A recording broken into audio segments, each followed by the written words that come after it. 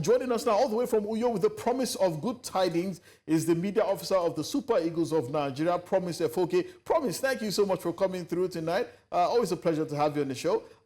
Quick updates from the camp. Can you first confirm that all the invited players are in?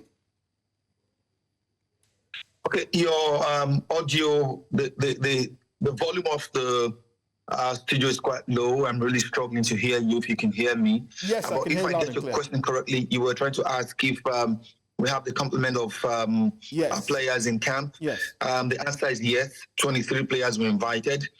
22 are in camp. They had a very decent training session today.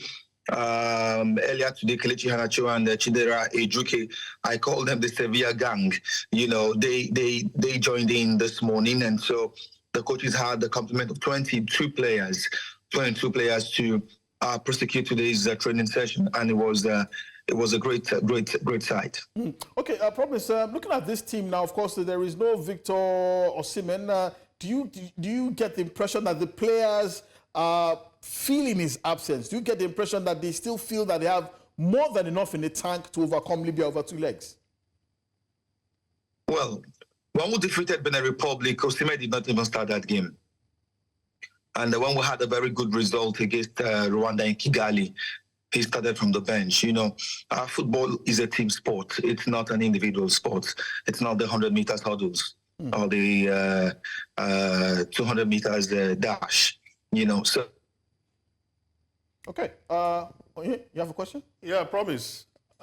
The last time I had the opportunity. When he's not playing, his presence alone, you know, it gives this vibe, you know.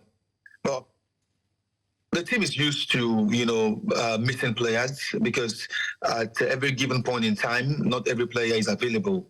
In June. Unfortunately, it seems as if his picture is frozen.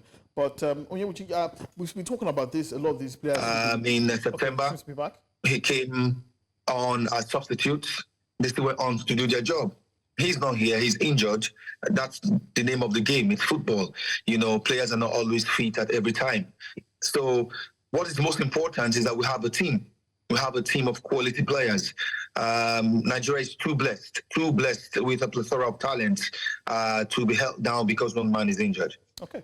Well, Promise, the last time I had the opportunity of throwing a question at you, I asked you about Kelechi Iheanacho coming to camp late, despite the fact that all the clubs in Europe ended their, you know, the weekend fixtures on Sunday. I think the last games were on Sunday. And here again, he's coming on Wednesday. You promised to knock at the door of Coach Augustine Eguaveon and ask him why. So have you done that? What did he say? All right. I think we should cut this player some slack. You know, Monday, Tuesday wasn't really good with the domestic flights in Nigeria. If you're very conversant with recent ongoings, you know, a lot of flights were cancelled on Monday.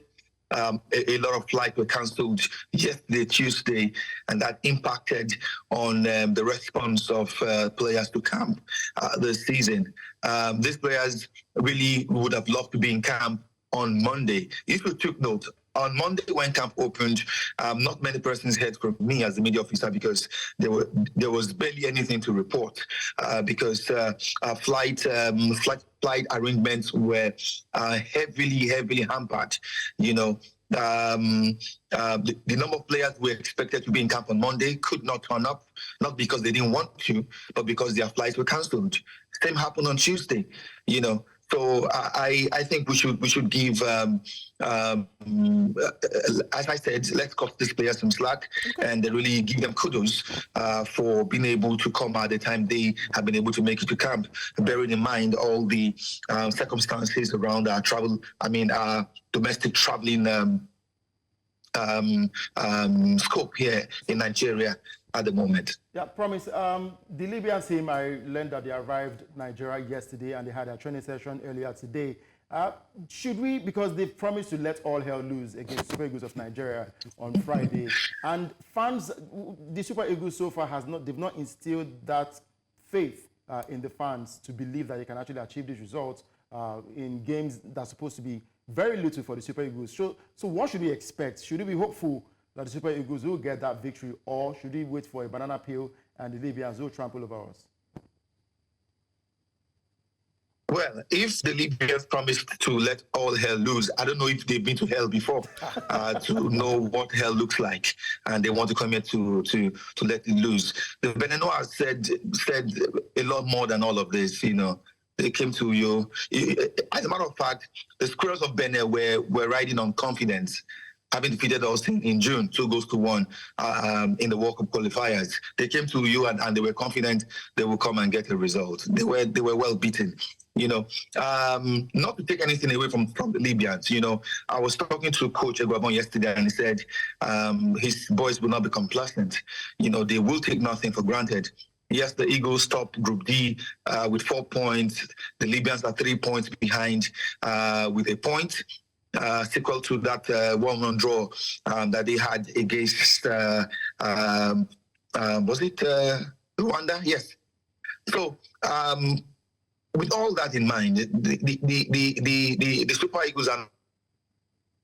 Well, he seems to have lost Promise Efoghe right now, but I think he sounds pretty much confident, and hopefully the Super Eagles of Nigeria can pretty much inspire the confidence that is required in order to get the win that is also required as well. We'll be keeping our tabs closely on that game as well.